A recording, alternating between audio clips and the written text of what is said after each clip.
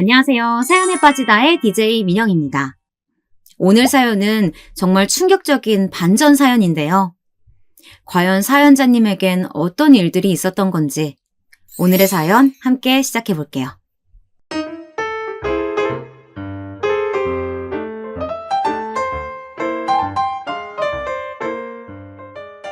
안녕하세요. 홀로 아들을 키워 이제 막 장가까지 보낸 60대 여자입니다. 제 아들은 변호사이고 며느리는 초등학교 선생님이에요. 이 이야기까지만 들으면 다들 부러워할 만했죠. 그런데 믿으실지 모르겠지만 제 인생은 막장 드라마보다 더한 막장의 연속이었습니다. 언제나 달콤하게 시작해서 끝은 매섭기 짝이 없었죠. 먼저 제 며느리와의 만남은 처음부터 좀 특별했습니다.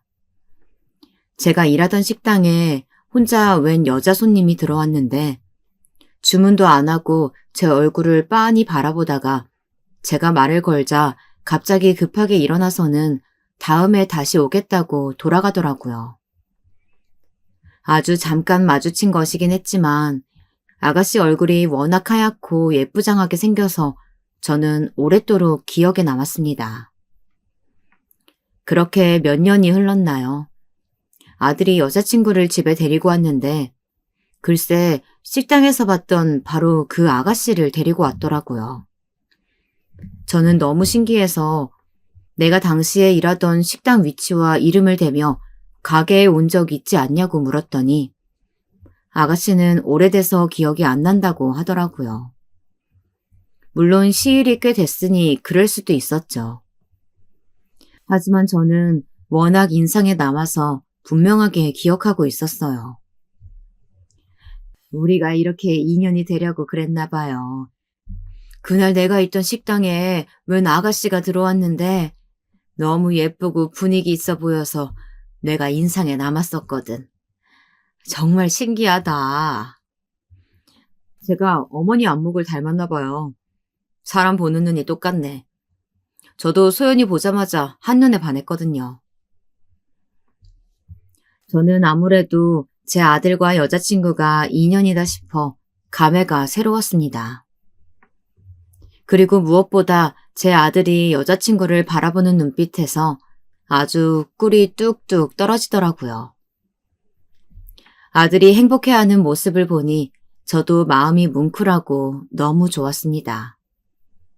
특히나 제 아들에게 가족이 되어줄 여자가 생겼다는 게 다행이라고 생각했어요. 제 아들은 박복한 제 인생 때문에 평생 외롭게 자랐거든요. 저는 어릴 때 부모에게 버려져서 할머니의 손에 키워졌습니다. 그마저도 제가 15살이 되던 해에 할머니께서 돌아가시는 바람에 혼자가 되었죠. 저는 어릴 때부터 워낙 사랑이 고프고 가족품이 그리웠던 탓인지 어릴 때부터 한 동네에서 오빠 동생 하며 지냈던 남자와 20살이 되자마자 결혼식도 올리지 못하고 함께 살림부터 차리고 살았습니다. 그때 아들이 생겼죠. 아이 아빠도 어릴 때 부모님이 돌아가셔서 고모손에 자란 사람이었어요. 그래서 저희 둘은 가진 게 없어도 새 가정을 꾸리고 성실히 살다 보면 자연스레 돈도 따라오고 화목하게 살 수 있을 거라고 기대했어요. 그런데 부모 복이 없는 년은 남편 복도 없는 것인지 아이 아빠가 아이 100일도 되기 전에 사고로 죽어버렸어요. 아이도 생겼으니 공장보다는 좀 더 일당을 많이 준다는 아파트 공사장으로 일을 하러 나갔는데 나간 지 한 달도 되지 않아 사고가 나버렸죠. 이상하게도 제게는 그때의 기억이 거의 없어요.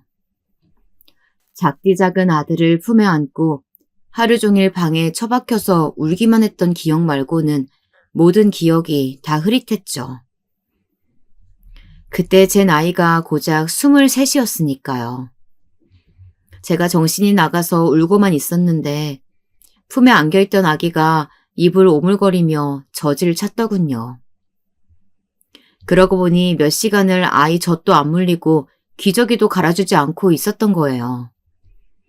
그런데도 아이는 한 번도 울지 않고 얌전히 제 품에 안겨 있었어요. 그 순간 정신이 번쩍 들더군요. 그리고 저는 아이 젖을 물리고 머릿속으로 수만 가지의 생각을 했습니다. 앞으로 어떻게 살아야 할지 말이죠. 그러고는 곧바로 움직였어요. 아파트 시공사에서 준 남편 보험금을 받아 이곳저곳 발품을 팔아 식당 자리를 찾아다녔어요. 그래도 남편과 살던 월세집까지 빼고 나니 근처 공사장에 작은 식당 자리가 하나 눈에 띄더군요. 보통 흔히들 말하는 한밭집이었죠. 그렇게 저는 그 자리에서만 5년 넘게 식당을 했습니다. 20대의 새파랗게 젊은 과부가 남자들만 득실거리고 먼지 풀풀 날리는 공사판에서 갓난아기까지 데리고 혼자 장사를 했으니 물론 말도 못하게 별의별 일이 많았습니다. 아이고, 젊은 여자가 겁도 없이 공사판에서 장사를 다 하고 대단하네. 하긴 그 배 보니까 애비 없이 자식도 숨풍 나왔겠지만. 아이, 무슨 그런 말을 해. 근데 아기 엄마, 혼자 밤에 무섭지 않아? 내가 밤에 와서 보초라도 좀 사줄까? 하루가 멀다 하고 대낮부터 술을 먹고 더러운 말들로 저를 농락하는 남자들에 그것도 모자라서 돈 떼먹고 도망간 사람들도 많았어요. 그래서 동네의 파출소 순경들과도 친구 먹을 정도로 자주 보고 살았습니다. 그래도 그런 일들까지 다 견디며 악착같이 일한 덕분에 돈은 금방 모아 식당 근처에 작은 방도 하나 얻었어요. 그전까지는 식당에 딸린 작은 창고방에 아들과 둘이 살았거든요. 그렇게 집도 한 칸 생기고 아들도 좀 자라니 그제야 숨이 좀 쉬어지는 것 같았습니다. 그래서였을까요? 숨통이 좀 트이자마자 금방 딴 생각이 들더군요. 공사장을 드나들며 작은 임대 사업을 하던 남자가 있었는데 사람들 말로는 어릴 때부터 성실히 일해 자수성가해서 사업체도 꽤 크고 인물도 좋은 총각이라고 하더라고요. 그 남자도 가게에 워낙 단골이라 자주 식당에 왔었는데 제가 해준 반찬도 너무 좋아하고 제게 이런저런 고민까지도 이야기할 정도로 가까웠어요. 평소 가게에 오는 남자 손님들과는 여러모로 달라서 저도 금방 마음을 열고 친하게 지냈죠. 정말 대단해요. 도와주는 사람 하나 없이 혼자 아이만 키워도 힘든데 아들도 똑똑하게 잘 키워내고 가게도 이렇게 씩씩하게 잘 해나가니까요. 에이, 사람이 다 닥치면 하게 되어 있어요. 내가 낳은 내 자식인데 당연히 평생 책임지는 게 당연하죠. 언제나 가게에 올 때마다 제게 힘이 되는 말들도 많이 해주고 응원도 많이 해줬어요. 그리고 원래도 아이들을 좋아한다면서 저희 아들 과자도 사다 주고 많이 예뻐해 주더라고요. 그런데 하루는 식당 쉬는 날이 언제냐고 물어보더니 아들이랑 매일 식당에만 있는 것 같다면서 하루 날 잡아 같이 교회로 놀러 가자고 하더라고요. 저는 안 그래도 식당 일 때문에 바빠서 애 데리고 꽃구경 한번 못 가봤다고 했습니다. 그렇게 쉬는 날이면 한 번씩 교회로 함께 놀러 가기도 하고 백화점에 가서 저와 아들 옷도 사주고는 했어요. 저는 한편으로는 멀끔한 총각이 뭐가 모자라서 저 같은 사람한테 이렇게 잘해주겠나 싶은 마음에 애써 기대하지 않으려고 했습니다. 하지만 함께하는 시간이 많아질수록 자꾸만 마음이 가고 혹시나 하는 마음이 자꾸만 생겼습니다.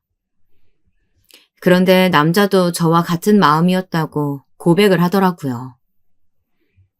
난 당신이랑 당신 아들이랑 함께 있으면 진짜 가족이 생긴 것 같고 마음이 너무 편해. 내가 당신에 비하면 많이 부족한 사람이지만 당신 아들의 좋은 아버지가 되어주고 싶어. 이보다 더 훌륭한 고백이 어디 있을까요? 저는 제 인생에도 이제 봄날이 오나 싶었습니다. 남자는 저와 함께 지내고 싶다면서 식당 근처에 남자가 가지고 있던 아파트에서 셋이 함께 살자고 했습니다. 총각인데다가 돈까지 많은 남자가 저처럼 아무것도 없고 아들까지 딸린 여자가 뭐가 좋을까 싶었지만 그래도 지금까지 지켜봐온 세월이 있었으니 이 남자를 한번 믿어보자 싶었습니다. 그런데 남자는 정말 저와 아들에게 잘했어요. 그렇게 세월이 지나 우리가 가족이 된 지도 3년 가까이 되었죠. 저는 여전히 가게를 하고 있었고 남편은 여기저기 지방으로 외국으로 출장을 다니느라 한 달에 절반 정도 집에 들어왔지만 저희는 그래도 화목하게 잘 지내고 있었습니다. 그런데 제가 전생에 도대체 뭘 얼마나 잘못한 걸까요? 왜 항상 제게만 이런 일들이 생기는 건지 모르겠습니다. 역시나 제 행복은 또 오래가질 못했어요. 아들이 입학할 때가 되어서 입학 통지서가 집으로 왔는데 이상하게도 보호자 이름이 여전히 제 이름으로 되어 있더라고요. 아들의 성도 아직 전 남편의 성이었고요. 분명 지금 남편이 구청에 가서 혼인신고도 했고 아들도 자신의 호적에 입적시켰다고 했는데 이상한 일이었습니다. 저는 뭔가 착오가 있는 것 같아서 곧바로 동사무소에 가서 등본과 가족관계 증명서를 뗐습니다. 그런데 믿을 수 없는 일이 벌어져 있더라고요. 서류상은 예전 그대로였습니다. 제 등본엔 아들과 저 둘뿐이었죠. 남편의 이름은 어디에도 없었어요. 저는 남편의 등본을 떼고 싶어도 가족이 아니니 확인조차 할 수가 없었습니다. 저는 너무 혼란스러웠습니다. 그래서 곧바로 남편 사무실에 전화를 걸었어요. 어떻게 된 일인지 지금 당장 알아야 했으니까요. 여보, 내가 지금은 일 때문에 너무 바쁘니까 이따 집으로 가서 다 설명할게. 그냥 전화로 얘기해도 되잖아. 등본에 내가 당신하고 왜 가족이 아닌 걸로 나오냐니까? 왜 아직도 나랑 아들 둘뿐이냐고. 남편은 순간 너무 당황하더군요. 순간 쎄한 느낌이 들었습니다. 그리고 촉이 왔죠. 이 남자가 날 속였구나. 저는 아무리 생각해도 믿을 수가 없었습니다. 도대체 왜 남편이 저를 속인 건지 아무리 생각해도 답이 떠오르질 않았거든요. 그런데 그날 밤 집에 돌아온 남편은 상상도 하지 못했던 이야기를 제게 했습니다. 남편은 저와 혼인신고를 하지 않았다네요. 아니, 혼인신고를 할 수 없었던 거죠. 이미 다른 사람과 혼인신고를 한 상태였으니까요. 제가 제 남편이라고 생각하며 3년 동안이나 함께 살았던 사람이 다름 아닌 유부남이었습니다. 처음 만났던 바로 그 순간부터 말이죠. 저처럼 흠이 있는 여자를 보듬어주고 사랑해준 남편을 저는 믿었습니다. 사랑했어요. 그런데 그날 제 손에 쥐어진 등본과 가족증명서 그 몇 장의 종이가 제 마음을 산산이 무너지게 만들더군요. 미안해, 여보. 처음부터 속이려던 건 아니었어. 어떻게든 이혼하려고 했는데 그 여자한테서 아이가 생겨서 도저히 헤어질 수가 없었어. 아이? 아이가 있다고? 우리 아들 말고 당신한테 다른 자식이 있다는 거야? 어떻게 버젓이 자식까지 두고 이런 짓을 할 수가 있어? 세상에 어떻게 이런 일이 있을 수 있을까요? 남편은 심지어 제게 고아라고 말했는데 알고 보니 멀쩡히 부모님이 살아계셨고 부모님이 정해준 여자와 저를 만나기 1년 전에 정략결혼을 했다네요. 결혼하고도 아내와의 정이 생기질 않았고 심지어 아내가 우울증까지 심해져 매일매일 외롭게 버티며 살던 중 저를 만났다네요. 제가 해준 밥, 그리고 제 말 한마디 한마디가 모두 다 자신에게 위로가 되었대요. 그래서 결혼은 그 여자와 했어도 사랑한 건 저랍니다. 저는 더는 남편의 말을 들어줄 수 없었어요. 완전 개소리였으니까요. 말도 안 돼. 분명 당신 거래처 사람들도 다 당신 총각이라고 했어. 혼자 자수성가했다고 얼마나 칭찬했는데. 어쩔 수 없었어. 장인어른, 그러니까 그 여자 아버지가 여기 아파트 시공사 대표야. 자기 사위가 임대사업까지 한다고 하면 현장에서 반발도 많고 일하는데 불편할 수도 있다고 내가 사위인 걸 아무한테도 얘기 안 한 거야. 그래서 그냥 총각이라고 말한 거고. 그러니까 아예 작정하고 날 속인 거네? 작정하고 그럴 생각은 절대 아니었어. 어떻게든 이혼하려고 했어. 그런데 갑자기 아이가 생겨서 장인어른이 알면 아마 나 죽이려고 하실 거야. 아이는? 몇 살이야? 아들이야? 딸이 하나 있어. 이제 2살. 그런데 당신도 알잖아. 내가 우리 아들을 얼마나 사랑하는지. 내가 어떻게든 하루빨리 정리할게. 그러니까 조금만 기다려줘. 제가 알던 인간이 아니었습니다. 완전 다른 인간이었어요. 지금까지 저를 속이고 제 아들을 속이고 얼굴도 이름도 모르는 저 남자의 아내와 딸아이까지 속인 것이었죠. 저는 정말이지 무서웠습니다. 제가 행복하다고 착각하며 살았던 3년 동안 사실은 한 가정을 무너뜨리고 있었던 거예요. 아무리 제가 몰랐다고는 해도 현실은 서류상 진짜 부인은 그 여자였고 저는 그냥 동거인도 아닌 내연녀였으니까요. 저는 모든 걸 다 알아버렸으니 한순간도 그 집에서 살 수가 없었습니다. 그래서 곧바로 식당을 내놓고 아들을 데리고 서울로 도망치듯 와버렸습니다.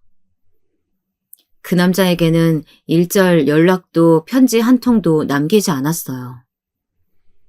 주변 누구에게도 제가 어디로 가는지에 대해 말하지 않고 말 그대로 야반도주를 했습니다. 제 아들을 위해서라도 다시는 엮여서는 안 된다고 생각했으니까요. 아들은 서울에 올라와서도 계속 아버지를 찾았지만 저는 아버지가 죽었다고 했어요. 아들은 몇 날 며칠을 울었습니다. 이제 학교에 갈 정도로 자랐으니 진실을 말해줄 수도 있었지만 아들이 진짜 아버지로 따랐던 사람이 그런 개쓰레기였다는 사실을 말해줄 수는 없었죠. 그렇게 제 박복했던 과거를 버리고 서울에서 저는 아들과 새 출발을 했습니다.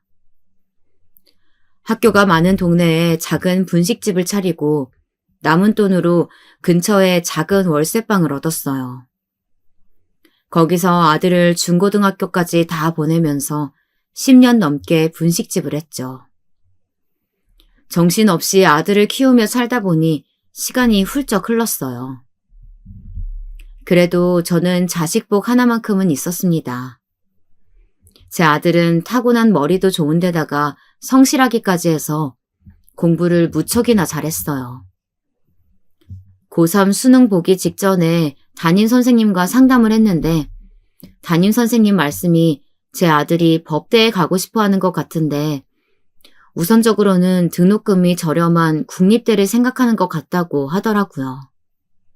어렸을 때부터 어머님이 항상 힘들게 일하시면서 이런저런 일로 부당한 일 당하시거나 고생하시는 걸 볼 때마다 자신이 어머니를 도와줄 수 있는 사람이 될 수 있었으면 좋겠다고 생각했대요. 저는 지금까지 말로만 아들을 키웠지 정작 아들에 대해서는 아무것도 아는 게 없었나 봅니다. 아들이 그런 생각을 하고 있을 거라고는 생각도 못했죠. 지금부터는 아무 걱정 말고 공부만 해. 네가 대학을 가든 고시를 보든 해줄 수 있는 건 엄마가 다 해줄 테니까. 나 대학 가든 안 가든 상관없어. 더는 엄마 고생 안 시키고 옆에서 엄마 도와주고 싶어. 말도 안 되는 소리. 엄마 돈 있어. 그러니까 네가 원하는 대로 어려운 사람 많이 도와주는 그런 훌륭한 사람 돼. 꼭. 알았지? 저는 아들이 기가 죽고 위축될까 싶어 더 큰 소리를 쳤습니다. 그리고 다음 날 바로 분식집을 내놨어요. 사실 장사도 항상 고만고만이라 애 학원비는커녕 대학 등록금도 못 버는데 계속 유지해봤자 소용이 없겠더군요. 그래서 가게 보증금은 우선 대학 등록금으로 놔두고 곧바로 일자리부터 구했습니다.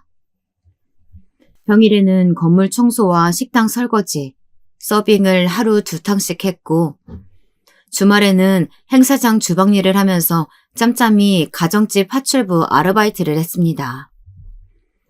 물론 체력적으로 지칠 때도 있었지만 충분히 견딜만 했습니다. 다행히 젊을 때부터 어린 아들을 등에 업고 일해온 덕분에 정신력 하나만큼은 대단했거든요. 그리고 아들 얼굴만 생각하면 힘들 게 없었습니다. 제가 일하는 시간만큼 아들도 하루 종일 앉아 공부만 하고 있었으니까요. 그렇게 숨돌림 틈 없이 7, 8년을 살았더니 어느새 제 아들은 어엿한 변호사가 되어 있었습니다. 사법고시를 패스하고 아들이 연수원에 들어가던 날 아들은 갑자기 저를 번쩍 업어주었어요. 그리고는 둘이 서로를 끌어안고 펑펑 울었습니다. 연수원에 출발할 시간이 다 되었는데도 말이죠. 그 눈물이 굳이 말하지 않아도 서로가 서로에게 고생했다. 이제 고생 다 끝났다. 이런 위로와도 같았습니다. 하지만 아들이 변호사가 되었다고 해서 사실 제 인생이 크게 달라지는 것은 아니었습니다. 아들을 내보내며 지금까지 모아놓은 돈 전부를 아들 원룸 전세금으로 다 주고 나니 제게는 아들과 살던 작은 임대 아파트 하나가 전부였어요. 지금부터는 저 혼자 어떻게 살아가야 할지 생각해야 했습니다. 남들은 아들이 변호사이니 제가 앞으로 대단한 호강이라도 하는 줄 아는 것 같았지만 사실 요즘 세상이 어디 그럴 수 있나요? 엄이라고 든든하게 도와줄 수도 없으니 아들도 앞으로 장가가려면 부지런히 일을 해 돈을 모아야 할 텐데 저까지 짐이 될 수는 없었죠.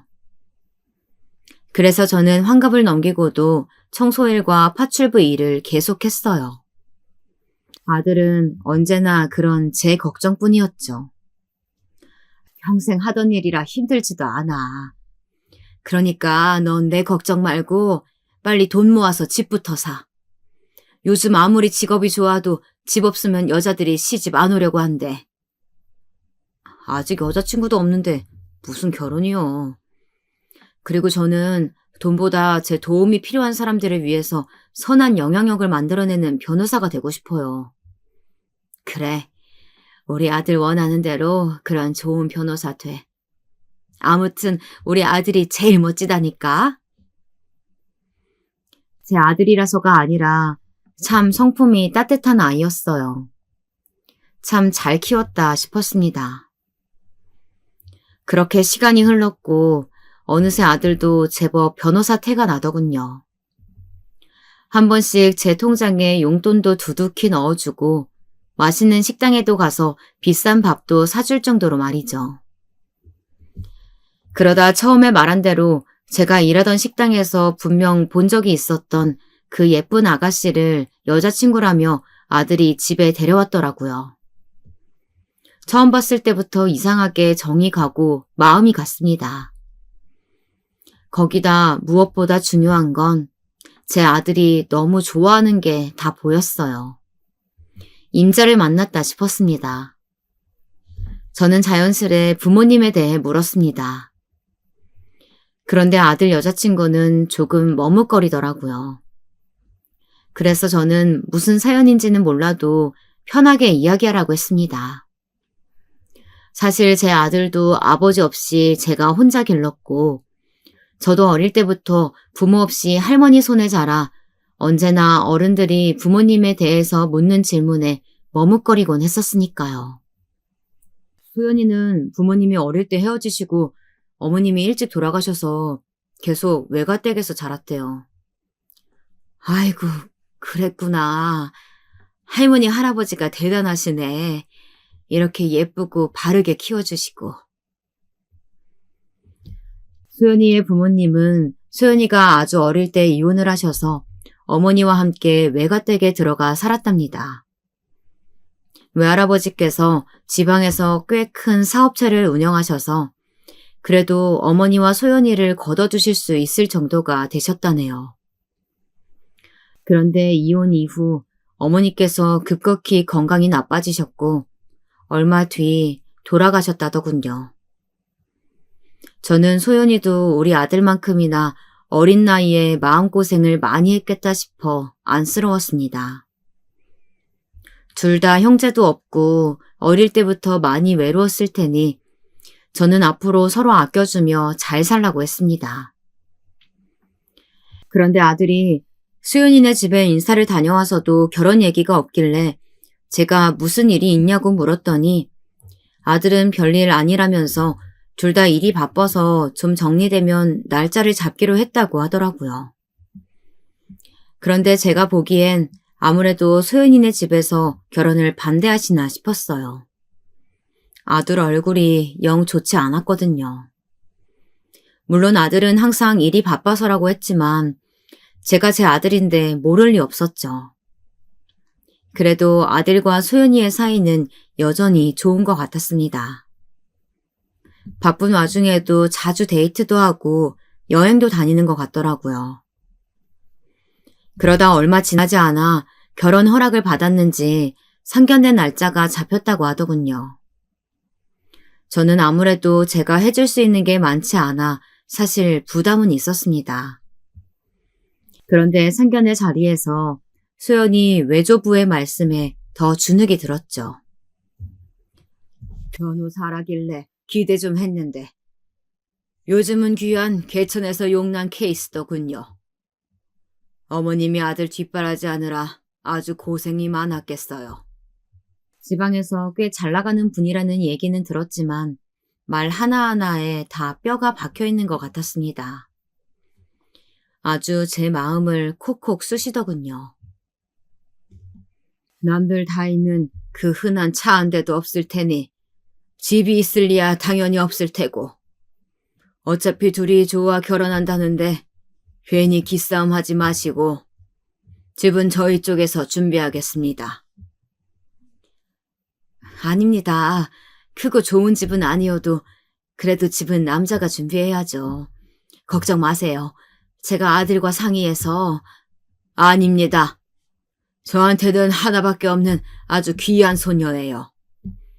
지금까지 큰 집에서만 살았는데 시집가서 고생할 것 같으면 뭐하러 시집을 간답니까? 제가 남는 집이 있어서 드리는 거니 그냥 받으세요. 물론 요즘 세상이야 남녀 구별 없이 여유 있는 집에서 결혼 준비야 더 할 수 있는 거지만 결혼하기도 전부터 저렇게 저와 아들을 무시하는 처가에서 제 아들이 제대로 말이나 한마디 할 수 있을까 싶었습니다. 그런 제 고민을 아들에게 이야기했더니 아들은 자신과 소연이는 결혼으로 거래하는 것이 아니라 정말 사랑해서 함께 가족을 만들고 싶어서 하는 결혼이랍니다. 물론 아들과 소연이의 관계를 저도 모르는 것은 아니었습니다. 제가 너무 해준 게 없으니 속상해서 하는 말이었죠. 어쨌든 우영부영 그렇게 제 아들과 소연이는 결혼식을 올렸고 부부가 되었습니다. 주변에서 아들, 딸들을 시집 장가 보낸 지인들이 결혼하면 괜히 더 자식들에게 서운한 게 많아지고 사위나 며느리가 얄밉다고 했을 때는 도대체 그럴 게 뭐 있나.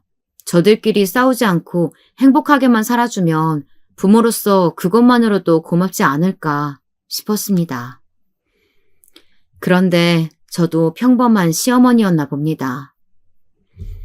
막상 아들이 장가가고 나니 그전에도 각자 따로 살았던 것은 똑같은데 왠지 더 아들이 제게 전화도 안 하는 것 같고 관심도 없는 것 같아서 서운한 감정이 생기더라고요. 주말인데 오늘 뭐 하니? 시간 괜찮으면 저녁에 잠깐 들릴래? 내가 너 좋아하는 반찬들 좀 해놨는데. 아니요. 회사는 아니고요. 오늘 할아버님 회사에 일이 좀 생겨서 잠깐 소연이 외가댁에 와 있어요. 오늘은 못 갈 것 같아요. 지난주에 전화했을 때도 외가댁이라고 하지 않았어? 혹시 어른들께 무슨 일 있는 건 아니지? 어머니가 걱정하실 일은 아니고요. 회사 일이죠, 뭐. 제가 지금은 좀 바빠서 반찬은 다음에 가지러 갈게요.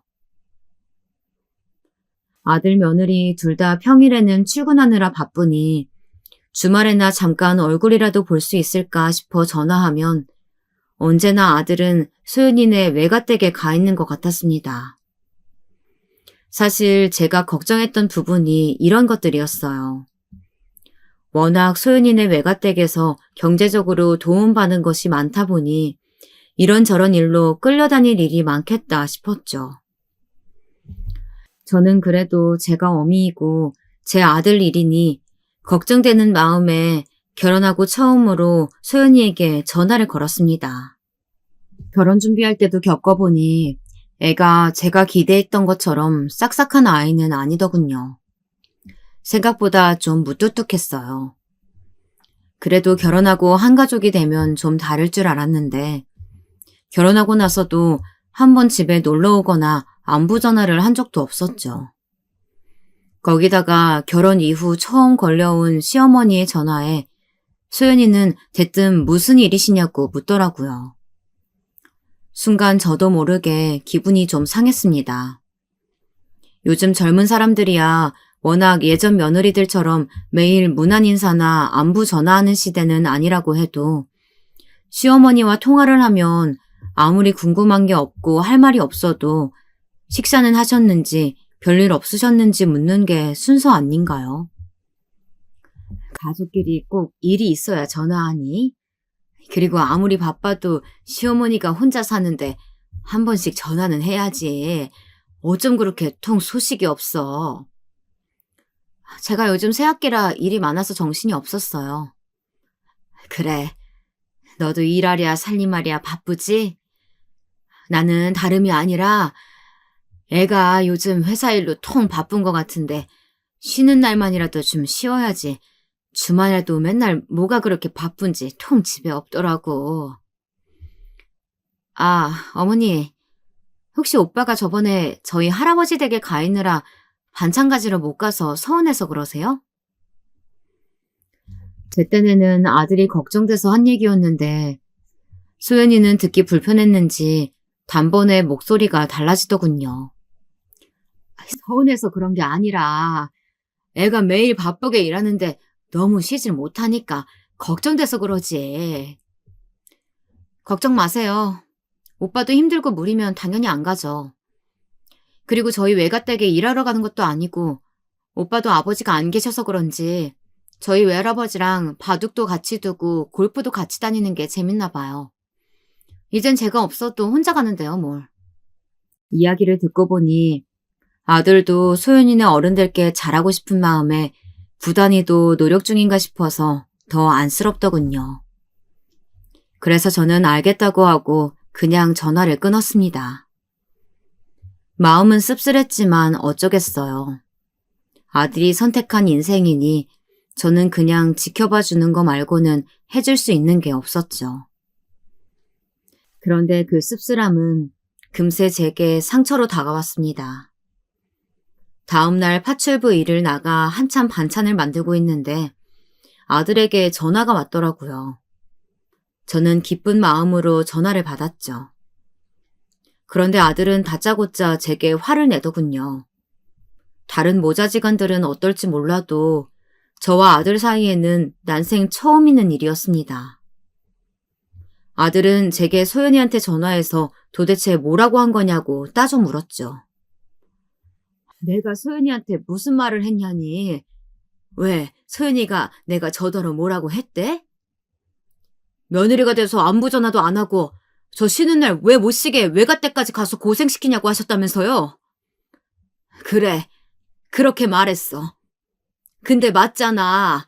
소연이네 집에서 자기네가 돈 좀 있다고 너 부려먹는 거잖아. 저도 지금까지 아들한테 쌓여있던 서운한 마음이 폭발해서 괜히 안 해도 될 말까지 해버리고 말았습니다. 세상에 공짜가 어디 있어요. 당연히 받은 만큼 해야죠. 어머니 부담스러울까봐 말 안 했는데 이번에 새로 들어간 로펌도 소연이 외할아버지가 소개시켜준 거예요. 제가 할아버님의 회사 일 봐드리는 조건으로요. 그것 봐라. 그 노인네가 처음 봤을 때부터 보통이 아니더라니. 너 이용해서 자기 이득 차리려는 거잖아.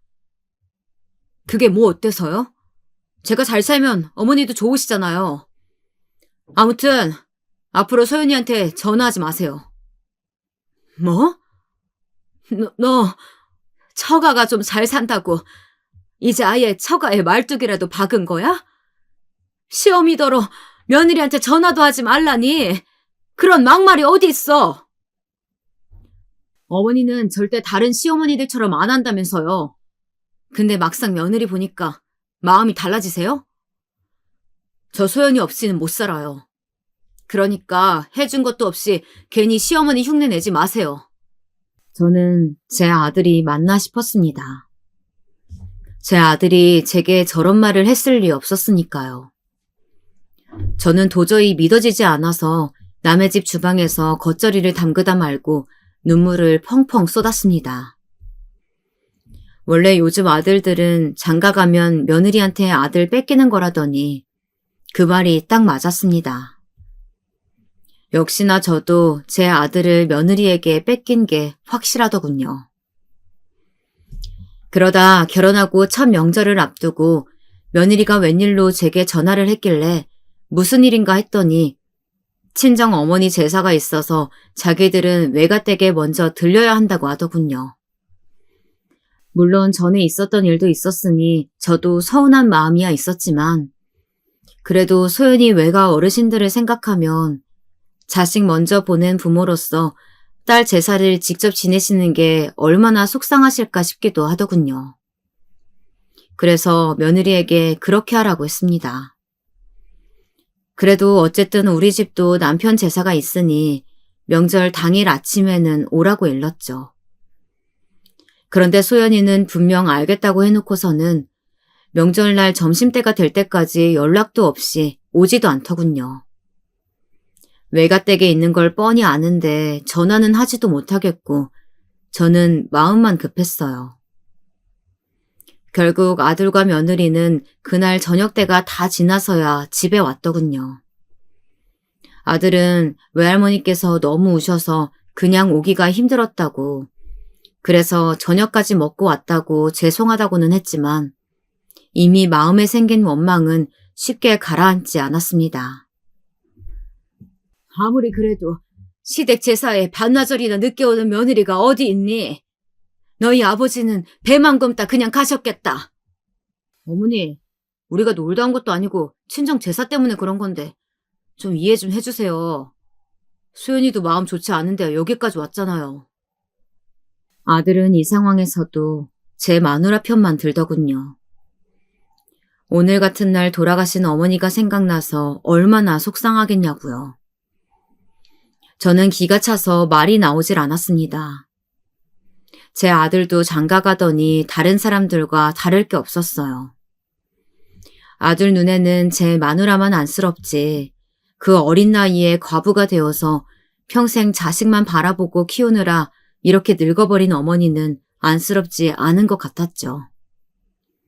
그리고 더 화가 났던 건 바로 며느리였습니다. 늦어서 죄송하다는 말 한마디를 안 하더라고요. 더 이상 말해봐야 무슨 소용이 있겠습니까? 그래서 저는 늦었으니 빨리 제사나 치르자고 했죠. 제사를 준비하는 동안도 며느리는 힘이라고는 없이 흐물거리며 돌아다니길래 설거지도 제가 할 테니 들어가 쉬라고 했습니다. 아주 상전이 따로 없었죠. 잠시 뒤 설거지를 하고 나와보니 아들은 이미 피곤하다며 방에 들어가서 자더라고요. 저는 오랜만에 왔는데 조금 이야기라도 하다가 들어가지 싶었지만 자식 눈치가 보여서 말을 못하겠더라고요. 제 아무리 얼굴도 기억나지 않는 아버지라고 해도 제게는 그 어린 나이에 잃은 남편인데 아들이 좀 위로라도 해주면 좋겠다 싶었습니다. 그런데 그런 마음이 얼굴에 드러났는지 웬일로 며느리가 제 곁에 와 앉더라고요. 그러더니 이런저런 옛날 일들을 물어봤습니다. 오빠 태어나고 아버님이 바로 돌아가셨다고 들었는데 어떻게 그렇게 오랫동안 혼자 사셨어요? 저는 며느리가 말은 안 해도 아무래도 제사에 늦게 온 것이 마음이 쓰여서 그런가 보다 했어요. 그래도 같은 여자라 그런지 제 마음 알아주는 건 아들보다 며느리가 낫다 싶었습니다. 오빠한테 들으니까 계속 고향에서 식당 하셨다고 하던데 갑자기 어떻게 서울로 올라오실 생각을 하셨어요? 혼자 어린 아들 데리고 올라오기 힘드셨을 텐데. 내가 우리 아들을 진작 알아본 거지. 머리가 얼마나 좋은지 한글을 혼자 뗐다니까? 그래서 내가 해줄 수 있는 거라고는 없으니 공부라도 서울에서 시키자 싶어서 학교 들어가기 전에 바로 올라왔지. 저는 소윤이에게 거짓말을 했습니다. 안 그래도 저희 집안이 사돈댁보다 떨어져도 한참 떨어지는데 제 인생에서 가장 지우고 싶었던 그 일까지 굳이 며느리에게 말할 필요는 없다고 생각했으니까요. 그래요? 저는 멀쩡히 고향 놔두시고 갑자기 아무 연고지도 없는 서울에 올라오셨다길래 꼭 그럴 만한 사연이 있었나 했어요. 그런데 뜬금없이 수연이는 제가 서울에 왜 올라왔는지를 궁금해 하더라고요. 혹시 아들에게 무슨 이야기라도 들어서 저를 떠보는 건가 싶기도 했지만 뭘 들었다고 해도 아들이 알고 있는 대로 남편 죽고 나서 만난 남자가 있긴 했는데 일찌감치 죽었다고 말하면 그만이었습니다. 그런데 그렇게 시간이 흐르고 얼마 지나지 않아 말도 안 되는 일이 일어났습니다. 그날도 저는 남의 집에서 반찬을 만들고 있었어요. 그런데 거실에 틀어놓은 뉴스에 제 아들 얼굴이 대문짝만하게 나오는 것이었습니다. 믿기지 않아서 텔레비전 앞으로 달려가 다시 화면을 똑바로 바라보았는데 제 아들이 맞더라고요. 그것도 요즘에 우리나라 사람이라면 다들 손가락질하고 욕을 하는 갑질 사업가의 담당 변호사로서 말이죠. 저는 믿기지 않았습니다. 제 아들이 변호사가 되려고 했던 건 우리만큼이나 힘들게 살고 억울한 일에 휘말린 사람들을 위해 일하기 위해서라고 했는데 아무리 일이고 돈이 좋다고 해도 저건 아니다 싶었습니다. 분명 저 일은 아들이 원해서 하는 일이 아니라는 걸 어미의 촉으로 알 수 있었죠. 그래서 아들에게 전화해 바쁘지 않으면 꼭 한번 집에 들르라고 했습니다. 그런데 며칠째 아들은 깜깜무소식이더니만 며칠이 지나서야 제 생일이라고 며느리가 잠깐 집에 들렀더라고요. 아들은 역시나 일이 바쁘다며 못 왔고요. 저는 얼마 전에 뉴스에서 아들을 본 일에 대해 슬그머니 수연이에게 물었습니다. 아들 일이니 며느리도 잘 모를 수야 있지만 그래도 걱정이 돼서 가만히 있을 수가 없더라고요. 그런데 며느리는 제가 걱정돼서 물은 거라고는 생각도 안 하고 단순히 아들이 텔레비전에 나올 만큼 큰 사건을 맡았다는 것이 대단한 것처럼 이야기했어요. 사실 어머니께만 말씀드리는 건데요. 그거 저희 할아버지께서 오빠한테 맡긴 일이에요. 그 대표랑 할아버지가 친하시거든요. 아무리 변호사라는 직업이 돈 되는 일이면 뭐든지 하는 직업이라고 해도 제 아들은 분명 그런 변호사가 아니었습니다. 적어도 제가 아는 아들은 말이죠. 뭐? 그게 무슨 소리야? 그런 되먹지 못한 인간을 변호하는 일에 왜 아들을 소개했단 말이니? 되먹지 못한 인간이면 어때요? 이번에 걸린 수임료가 얼만지 아세요? 역대 최고예요. 일도 오빠 몸값이 얼마나 뛰었는데요. 너 지금 그걸 말이라고 하니? 네가 아주 돈독이 올라서 내 아들을 망치려고 작정을 했구나. 저는 도저히 참아줄 수가 없었습니다. 저는 지금까지 며느리에게 쌓여있던 울분들까지 몽땅 다 토해냈어요. 그러자 며느리는 그런 제가 어이가 없다던 듯 코웃음을 쳤습니다. 아, 어머니는 지금까지 아들 안 망치려고 그렇게 항상 양심적으로 사셨어요? 뭐야? 너 지금 그게 시어머니한테 할 소리니? 제가 사실은 지금까지 참고 말 안 했는데요. 아들이 변호사인데 굳이 남의 집 파출부까지 하시는 거, 그거 오히려 아들 욕먹이는 거예요. 오빠가 얼마나 창피하는 줄 아세요?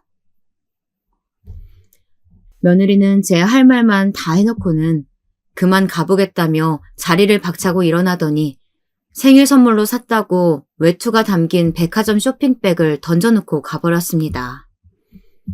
정말이지 제 팔자는 왜 이 모양인지 모르겠습니다. 전생에 나라를 팔아먹기라도 했는지 복이란 복은 모두 다 씨가 말랐네요. 그렇게 며느리가 가버린 이후 며칠 뒤 아들이 집으로 찾아왔습니다. 저는 또 무슨 말을 하려고 왔나 싶어 긴장되더라고요.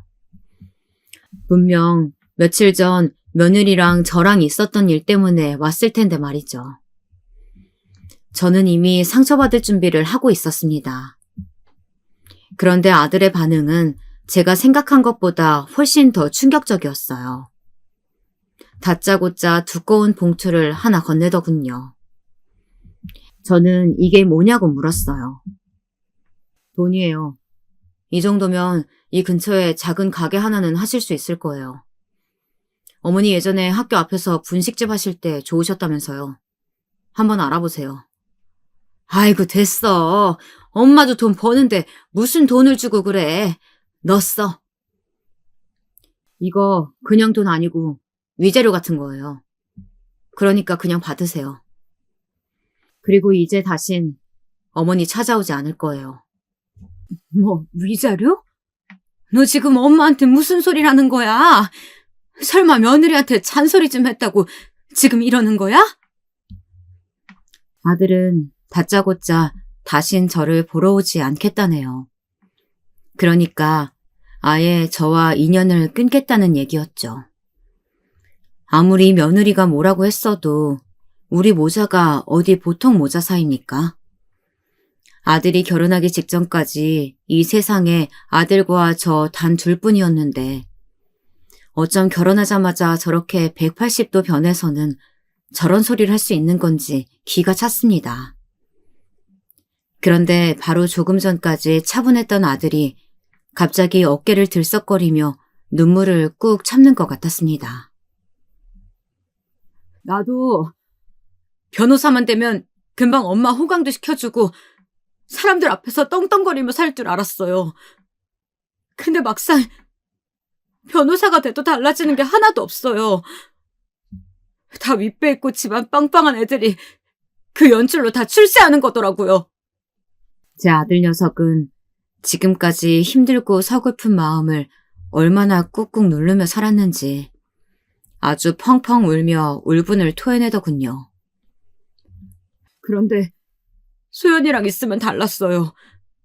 만나는 사람들도 달라지고 사는 환경도 달라지고 저도 안 변할 줄 알았는데 막상 새로운 것들을 알고 나니까 다시 예전으로 돌아가고 싶지 않아요. 아들의 말에 저는 말문이 막혀버렸습니다. 아들 말이 하나도 틀린 게 없었으니까요. 저야말로 어릴 때부터 없이 살아서 겪는 서름이란 서름은 다 당하고 컸는데 왜 제가 몰랐을까요? 제가 그러고 살았으니 아들만은 저와 다르게 살길 바랬는데 아들이 펑펑 우는 모습을 보니 마음이 찢어지더군요. 저는 아들을 달래서 택시를 태워 집에 보냈습니다. 그리고 그날 밤 아주 오랜만에 저 혼자 술을 마셨어요. 술이 아주 썼어요. 제 마음만큼이나요. 그리고 창밖을 보며 넋두리를 했죠. 여보, 결국은 내가 벌을 이렇게 받나 봐요. 아무리 몰랐다고는 해도 남의 가정 파탄낸 게 엄연히 큰 죄인데 평생 모르는 척하고 살았어도 하늘은 아무래도 그냥 넘어갈 순 없었겠다 싶었나 봐요. 결국은 제게서 제일 소중한 아들을 뺏어가네요. 평생 모르는 척하면 잊힐 줄 알았습니다. 지난 제 60년이 넘는 인생을 돌이켜보니 참으로 박복하고 허접했지만 그래도 열심히도 살았다 싶었습니다. 거기다 두 남자에게 사랑도 받아봤고 한 남자에게 버림도 받아보았으니 이만하면 됐다, 후회 없는 인생을 살았다 싶었습니다. 그래서 이제는 좀 쉬고 싶었어요. 아무것도 하지 않고 아무것도 바라지 않고 오로지 저만 생각하기로 했어요. 그렇게 태어나 처음으로 아들에게 쓴 편지를 식탁 위에 고이 접어놓고 저는 핸드폰, 지갑 모두 다 두고 맨몸으로 집을 나섰습니다. 그리고 하염없이 걸었어요. 이 고다단 세상에 마침표를 찍을 만한 가장 좋은 장소가 나타나면 딱 그 자리에서 제 인생을 마무리하기로 했죠. 그렇게 아무 생각 없이 바람을 맞으며 걷다 보니 어느새 차들이 쌩쌩 달리는 다리 위까지 왔더군요. 하늘은 새까맣고 다리 아래는 고요했습니다. 지나가는 사람도 없었죠. 딱 여기다 싶었습니다. 천천히 다리 위로 올라갔어요. 그러자 바람이 세차게 제 몸을 흔들더군요. 얼마나 바람이 센지 이 바람과 함께 떨어진다면 무섭지도 외롭지도 않을 것 같았어요. 이대로 몸을 던지기만 하면 이 세상과 드디어 끝이었습니다. 제 마음속으로 작은 기도를 드렸어요. 제만은 제가 이렇게 사라져 드릴 테니 이제 제가 없는 세상에서 우리 아들만큼은 헐헐 살아가게 해달라고요. 그 아이에게는 아무 잘못도 없으니까 말이죠. 그런데 그때였습니다. 아주머니 괜찮으세요? 빠르게 지나가던 차들 사이로 갑자기 경찰차 한 대가 멈춰서더니 안에서 내린 경찰들이 제게 다가오더군요. 저는 잔뜩 당황한 얼굴로 그대로 경찰들을 따라 가까운 파출소로 갔습니다. 그리고 그곳에서 생각지도 못한 얼굴들과 마주했어요. 다름 아닌 아들과 며느리가 파출소에 와 있었습니다. 어머니, 어디 계셨어요? 괜찮으세요? 아니, 너희가 여길 어떻게 와 있어? 아무리 그래도 어떻게 다리 위에서 몸을 던지실 생각을 해요? 어머니 없으면 저는 어떻게 살라고 그러셨어요? 알고 보니 아들도 제게 모진 말을 하고 돌아가서 내내 마음이 좋지 않았는지 제게 계속 전화를 걸었나 보더라고요. 그런데 제가 휴대폰도 다 집에 두고 왔으니 받질 않은 거죠. 그래서 걱정이 된 아들이 집에 다시 왔다가 식탁 위에 올려둔 제 휴대폰과 편지를 보고 놀라서 경찰에 신고한 것이었습니다. 경찰은 곧바로 동네 CCTV 영상이란 영상은 다 확인해 제 동선을 확인하고 다리 위까지 따라온 것이었습니다. 아들은 저를 보자마자 와락 부둥켜 앉더니 도대체 왜 사실대로 말하지 않았냐며 울음을 터뜨리더군요. 아무래도 제가 써놓은 편지 내용을 말하는 것 같았어요. 저는 제 편지에 남편과 함께 산 세월이 2년도 안 됐지만 제 인생에서 그 2년이 가장 행복했다고 적었습니다. 제 아들을 만났던 바로 그 순간이 너무 행복해서 절대 잊을 수 없었으니까요. 그리고 두 번째 남편에 대해서도 적어두었습니다. 아들에게 죽었다고 말했지만 사실 죽지 않았고 살아있다고요.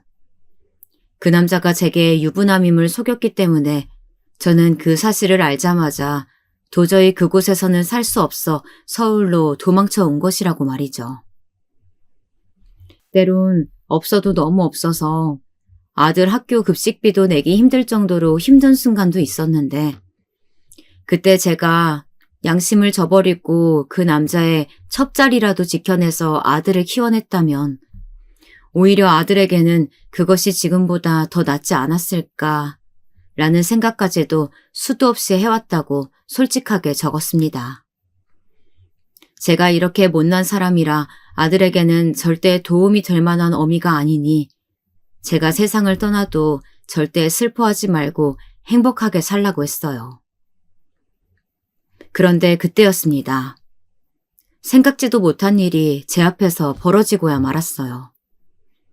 뜬금없이 제 며느리 소윤이가 갑자기 차디찬 파출소 바닥에 무릎을 꿇고 앉아 눈물을 펑펑 쏟더군요. 어머니, 제가 너무 잘못했어요. 이거 다 저 때문이에요. 죄송해요. 제가 사실을 잘 알지도 못하면서 어머니 탓하고 이렇게 큰 잘못까지 저질렀어요. 아니, 소연아, 그게 무슨 소리야. 지난 일 때문에 그러는 거면 난 괜찮아. 내가 늙어서 너한테 괜한 말까지 하고 이런 큰 사고 쳐서 너희에게 또 폐를 끼쳤구나. 미안하다.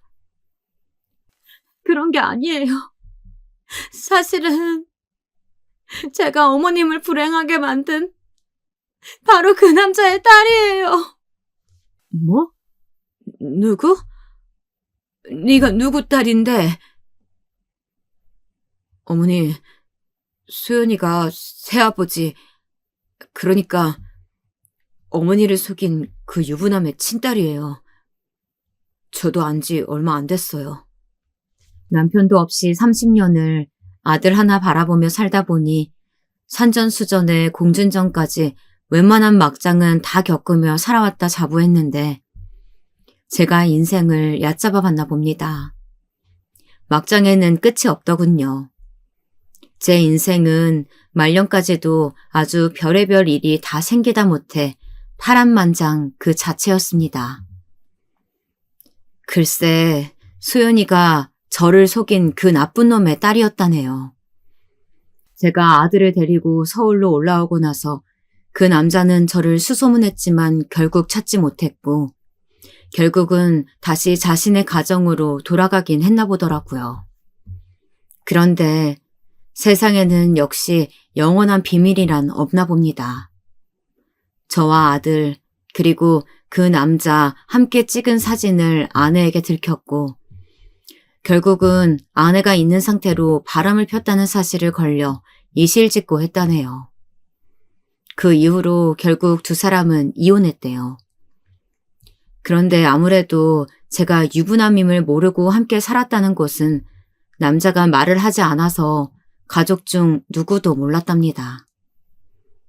그래서 그 이후로 소연이의 어머니는 우울증이 더 심각한 상황에 이르렀고 계속 힘들어하다 스스로 목숨을 끊고 말았다네요. 그 충격으로 소연이와 외가 식구들은 큰 충격에 빠졌고 한동안 헤어나오지 못했답니다. 그러다가 소연이가 학교 선생님이 되고 나서 우연히 어머니 수첩에 있던 제 사진을 발견했고 그 사진 한 장으로 저를 수소문하고 다녔대요.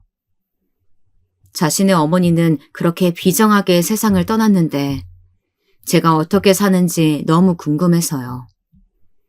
설마 다시 자신의 아버지와 만나고 있지는 않을까 무서웠대요. 그러다 결국은 식당에서 일하던 저에게까지 찾아온 거였어요. 제가 아무렇지도 않게 사람 좋은 척하며 사는 꼴이 너무 보기 싫었답니다. 피해자인 자신의 어머니는 이미 이 세상에 없는데 말이죠. 그래서 제게 가장 소중한 것을 빼앗고 싶었답니다.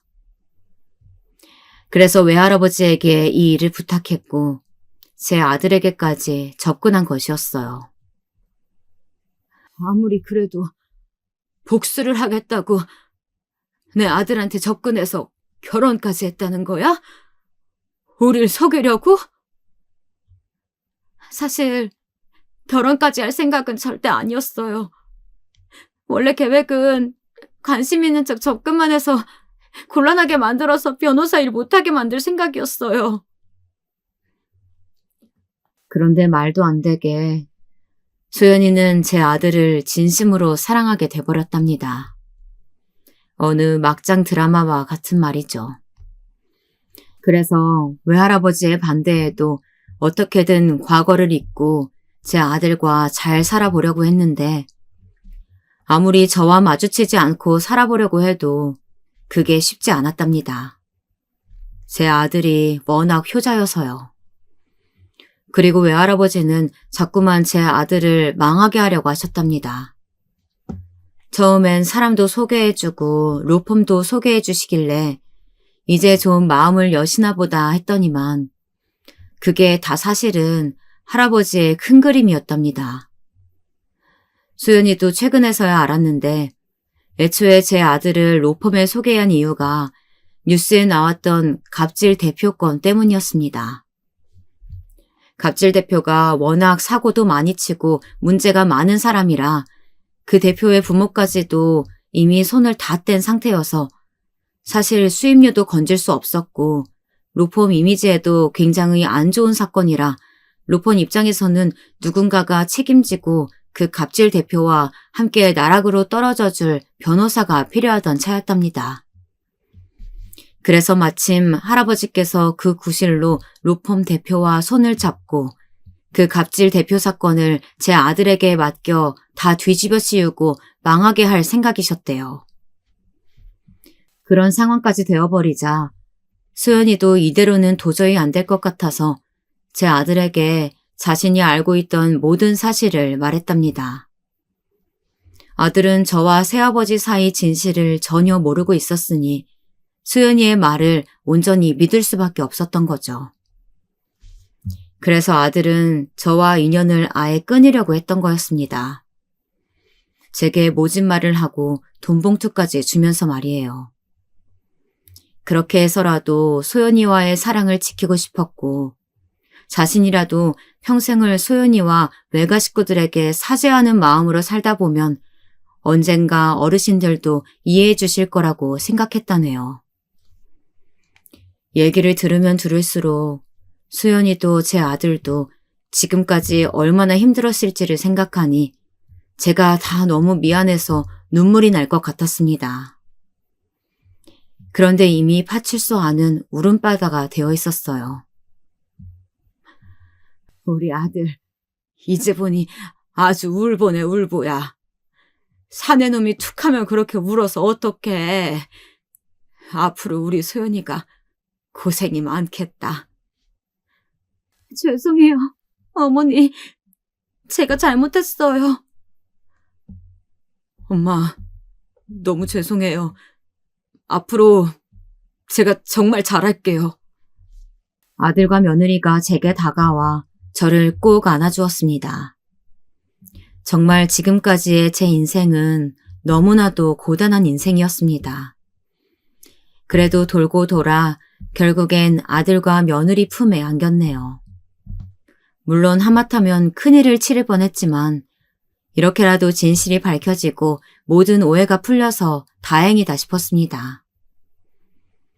저는 그날 이후부터 새 인생을 사는 것 같았어요. 소연이가 외가댁에 찾아가 사실을 말씀드리고 사과의 말씀을 드렸어요. 제가 의도한 일이 아니라고 해도 그분들은 자식을 잃었으니까요. 소연이의 외할머니, 외할아버지도 저와 제 아들을 붙잡고 한참을 우셨습니다. 그리고 그 남자의 소식도 알려주셨어요. 회사 일로 사기 횡령 혐의로 계속 재판을 받다가 얼마 전에 구치소에 들어갔다네요. 역시 사람은 변하지 않나 봅니다. 그리고 저는 동네 초등학교 앞에 작은 분식집을 차렸어요. 이제 나이가 들어 예전처럼 많은 양을 팔지는 못했지만 그래도 예전처럼 아이들 학교 시간에 맞춰 떡볶이를 끓이고 어묵을 꼬치에 꽂는 일이 좋았습니다. 아들은 원래 가지고 있던 꿈처럼 국선 변호사가 되었어요. 앞으로 변호사 아들 덕분에 호강은 못하겠지만 그래도 활짝 핀 아들 얼굴을 보니 제가 다 행복했습니다. 저의 긴긴 이야기 들어주셔서 너무 감사합니다. 저는 이제서야 드디어 진짜 행복을 찾았습니다. 여러분도 고단한 삶 속에서 진짜 행복을 찾으시길 진심으로 바라겠습니다.